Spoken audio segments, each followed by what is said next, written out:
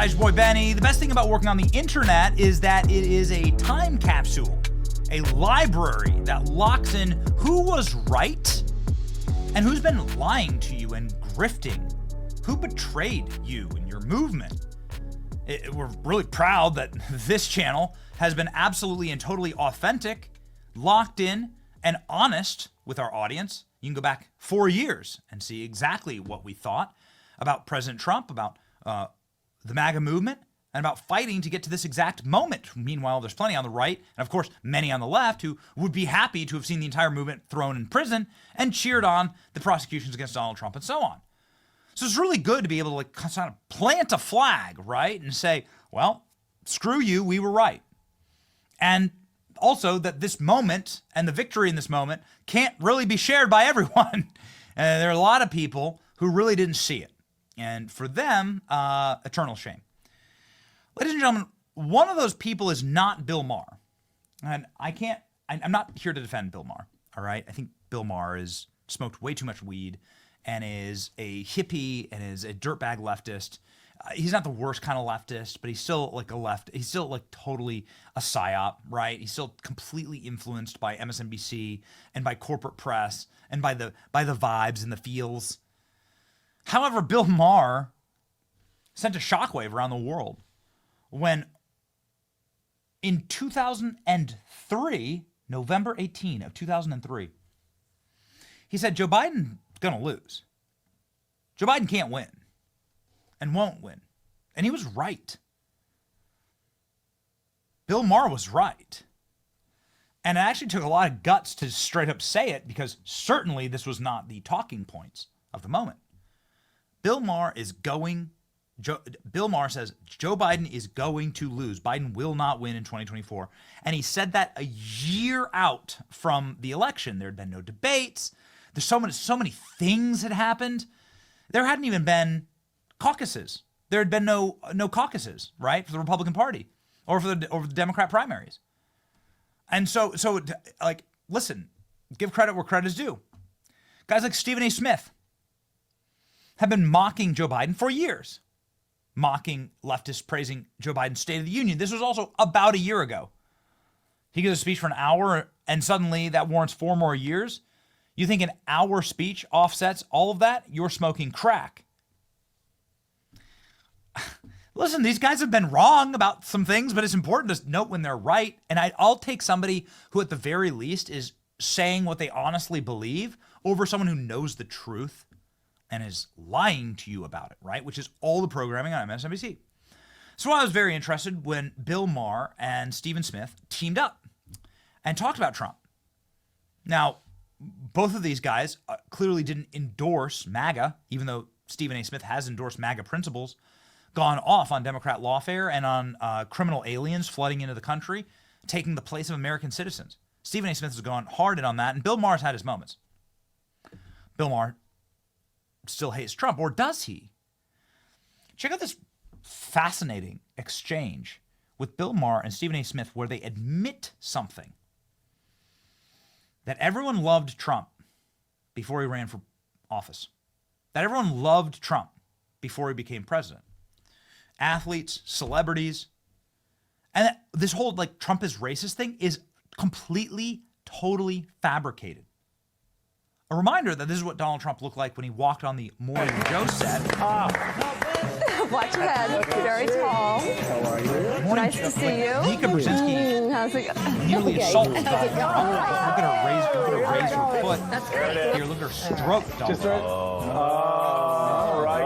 Little hairspray. But it is mine, isn't it? There. It's there. Is it? Goodness. Does it feel good? Yeah. Steamy. Ladies and gentlemen, all these people are frauds. And it's kind of nice to see the world healing, nature is healing, in this clip from Bill Maher and Stephen A. Smith, where they straight up admit that everything they've said about Donald Trump has been a lie for power. Watch. All right, so here's the thing. Right. So there are all these, white boys are talking to me about Trump, and he's a terrible racist. And it's like, well, how could the black people vote for him more than each time? And, they didn't vote for him a lot more, but men did. Right, men did. Okay. And I said, you know what? I don't want to speak for all black people, and this is where I need to tell you. Sure. You tell me if I was wrong or right. Okay. I said, you know what I think black people think about Trump? Like, is he a racist? Yeah, but they think every white person is kind of a racist.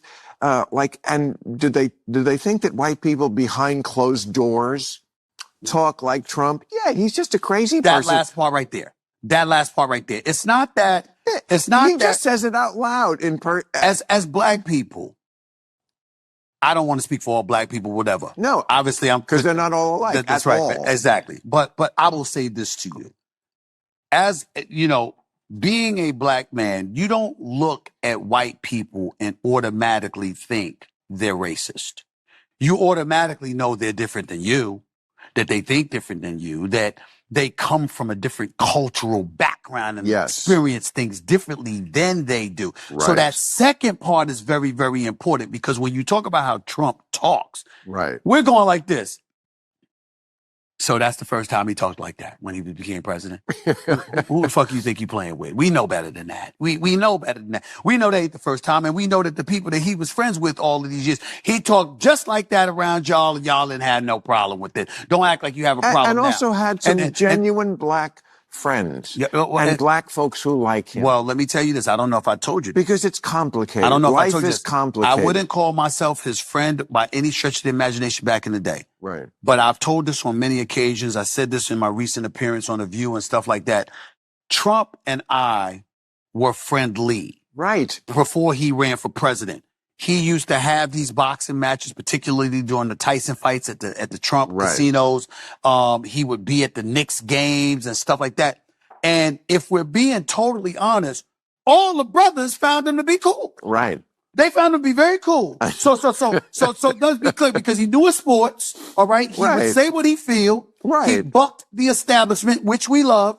And we gravitated to that, and obviously he was a billionaire. Also, he was a certain age, and it was cool. Get a certain it was cool. understanding that white men of that age, they're going to be a little grandpa. We don't say that anymore. No, but that wasn't him. Is he really in his heart hateful? No, I think I've never. I don't think his motivation is I don't like black people. I think his motivation is everybody must love me. Thank you. And that's why, that's right there. What you just said, everybody must love me. It's his narcissism. It's not his racism. I have never called him a racist. I have never spoken about him that way. That's ever. Not one time. Because I knew him beforehand. And Trump was always awesome to me. Trump was my friend. All the athletes love Trump. We all love Trump. He's never been a racist.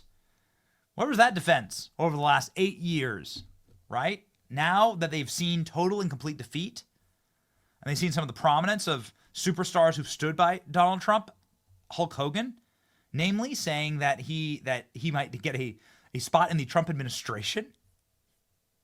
Famous wrestler Hulk Hogan came out slamming for President Donald Trump in the past election. Now he says that he's going to earn him a spot in the incoming Republican administration.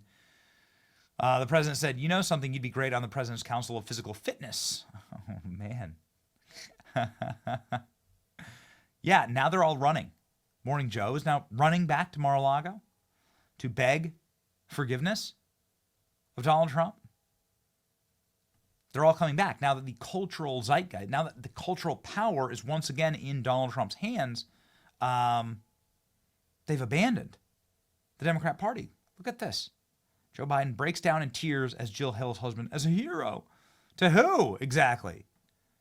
To who? Who's Joe Biden a hero to? Joe Biden's a hero? For what? Joe's lonely and lost final days in office. Netflix binges, quiet tears, and shunned by Kamala Harris. How pathetic. How gross. This is how Joe Biden's spending on. What a fraud. What an illegitimate leader. What an illegitimate, ladies and gentlemen.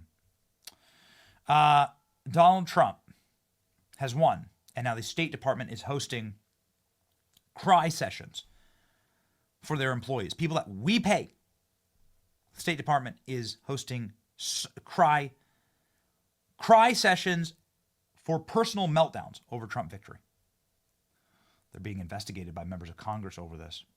What does that tell you? What does it tell you, ladies? They've lost. They've lost culture. They've lost it entirely. And it's so good to be back, man.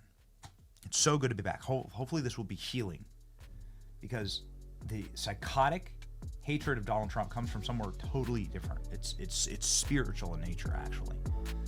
You can't hate someone that much without damaging your own soul. So here's the deal. It's the Christmas season, right? Thanksgiving. It's your boy Benny. Like, share, and subscribe. See ya.